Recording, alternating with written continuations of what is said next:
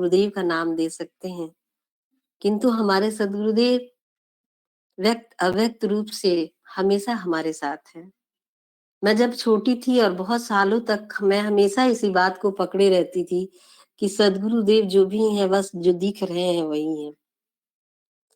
पर जब स्वामी जी ने इसका एहसास कराया कि मैं जहाँ पर सशरीर नहीं हूँ, मैं वहां पर भी हूँ, तब हमने मानना शुरू किया। क्योंकि मैं कभी भी पुस्तक को पढ़कर या किसी की सुनी सुनाई बातों को नहीं मानती। बचपन से ही मैं थोड़ी सी जिद्दी रही।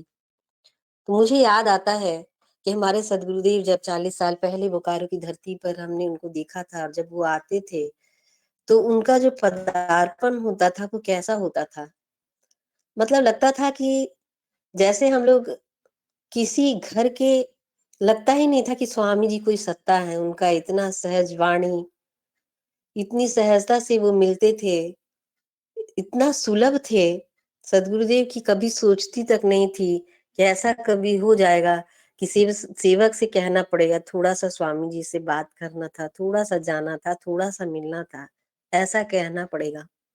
एक बार की बात है, हम लोग सब कोई छोटे थे, हमारे घर पे स्वामी जी ठहरे। हम लोग बहुत खुश थे और समझ में ही नहीं आ रहा था कि क्या करना चाहिए। माँ अलग परेशान थी कि स्वामी जी को क्या खिला दें, कैसे खिला दें, इनको क्या भोग लगा दें। पिताजी अलग परेशान, हम लोग फूल तोड़ने में जुटे हैं। श्वेत फूल कहाँ मिलेगा? अब तो हर तरह के फूल हम लोग स्वामी जी के चरणों पे रख देते हैं। किंतु एक समय था जब हम लोग सिर्फ सिर्फ सफेद फूल ही स्वामी जी को चढ़ाया करते थे। और मेरा ध्यान हमेशा ये रहता था कि स्वामी जी डंडा को लेकर क्यों घूमते हैं, और उनका डंडा छूने में ही परेशान रहते थे कि कब उनका डंडा हम छुए देखें। और जो सेवक थे, एक उनका नाम पहले होता था, एक बिहारी जी करके आते थे साथ में स्वामी जी के, और वही सारा कार्य करते थे स्वामी जी का।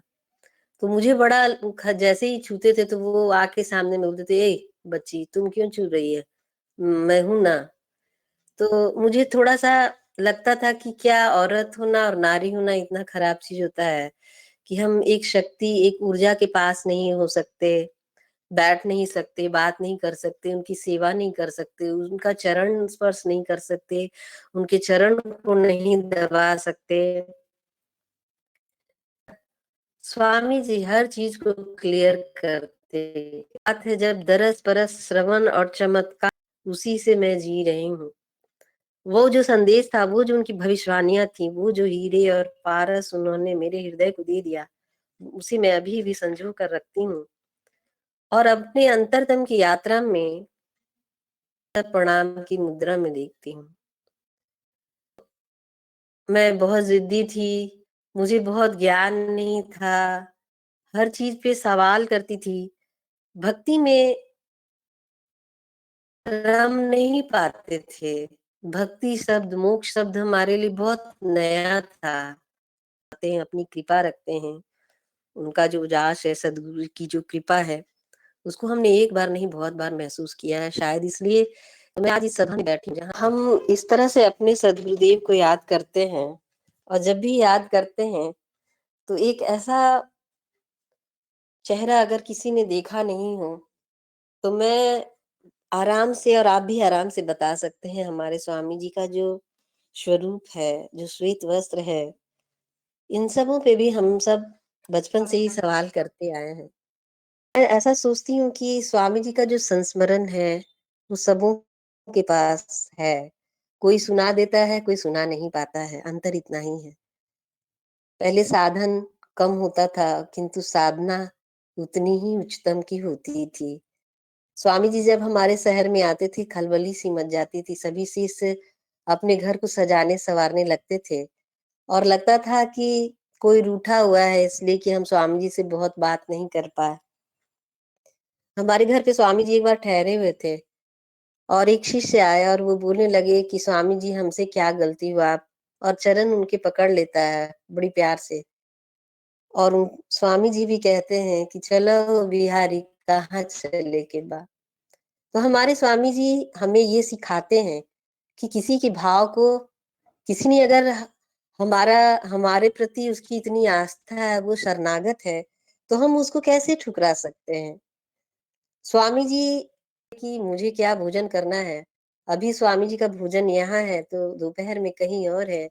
स्वामी जी की इच्छा पूछी नहीं जाती और सभी अपने मन से उनका स्वागत करते और यही कहते कि स्वामी जी थोड़ा-सा मेरे घर का भी प्रसाद आप भोग ग्रहण करते और मैं प्रसाद वो बनता तो हम लोग सब उसको ग्रहण करते।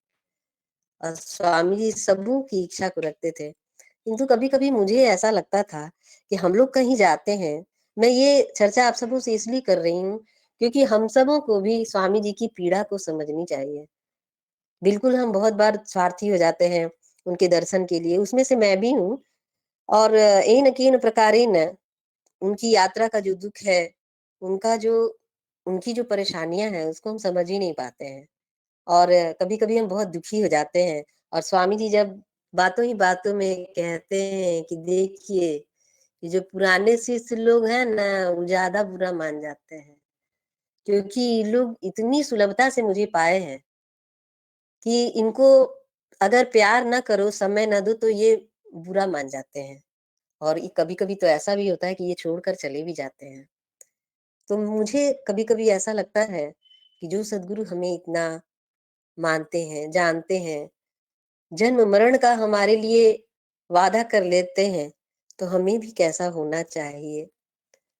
सबसे अच्छी बात पहले ये होती थी कि प्रचार उतना था नहीं, तो स्वामी जी हमसे जो भी वार्तालाप करते थे, मेरी हमारी जिज्ञासाओं का जो समाधान होता था, किसी को ये मंज़ूर नहीं था कि कोई दूसरा कर दे। आज मैं जिज्ञासा समाधान को सुनती हूँ और मुझे पहले की बात याद आजकल के प्रश्न भी थोड़े अलग होते हैं। पहले के बड़ा जो शिष्य होते थे, वो अलग तरह के प्रश्न करते थे। कहते थे स्वामी जी के पास जाके हाथ जोड़ के स्वामी जी हमरा तो साधन अभ्यास कुछो ना आवेला, अब मैं करतार जानीला ना।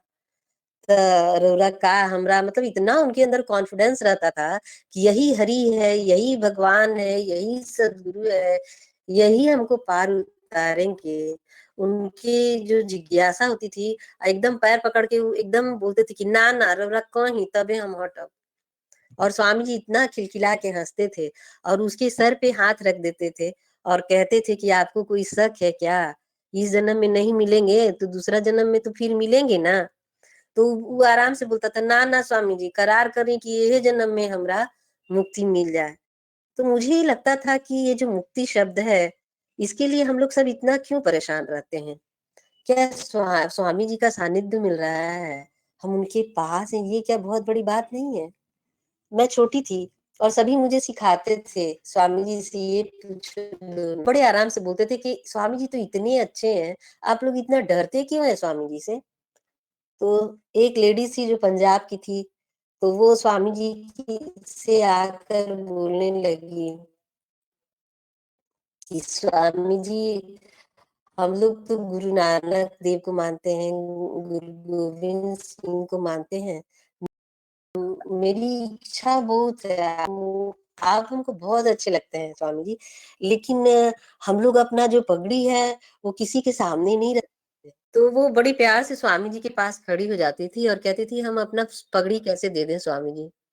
हम बाल तो रखते हैं।" स्वामी जी ने कहा, "इसकी ज़रूरत क्या है? मैं कभी किसी की पगड़ी लेकर क्या करूँगा? आप शिष्य हैं, इतना ही बहुत है आपके लिए।" तो इतनी सहजता से किसी बात को स्वामी जी समझाते थे और मुझे लगता था कि अरे जब सब लोग प्रश्न कर रहे हैं, तो मुझे भी तो प्रश्न करना चाहिए। स्वामी जी इतना अच्छा से बैठे हैं। स्वामी जी से बोलते थे, "स्वामी जी सबसे पहले मुझे बताइए कि आप 8 घंटा से इतना देर से बैठे कैसे इतना देर रह जाते हैं?" फिर मेरा दूसरा सवाल होता था कि स्वामी जी आत्माओं की संख्या अभी कितनी है संसार में? ईश्वर ने इतना रंग और आनंद है, ईश्वर असत्य नहीं है, तो वो असत्य संसार का निर्माण क्यों करता है? परमात्मा एक ही क्यों है? तो मेरे कहने का ये मतलब है कि जिस बच्ची को ये भी मालूम नहीं कि मोक्ष क्या है, भक्ति क्या है, उसके भी सवाल ऐसे हो जाते हैं विहंगम युग में। क्योंकि स्वामी जी इस चीज़ का बड़ा ही ध्यान रखते हैं कि आपकी अवस्था क्या है? आप नर हैं कि नारी हैं, बच्चा हैं कि बूढ़ा हैं कि आप जवान हैं? आपको समाज में आपको अगर हम सब कुछ दे देते हैं, तो आप उसको सँभाल पाते हैं कि नहीं? समाज में क्या उसका परिणाम होगा?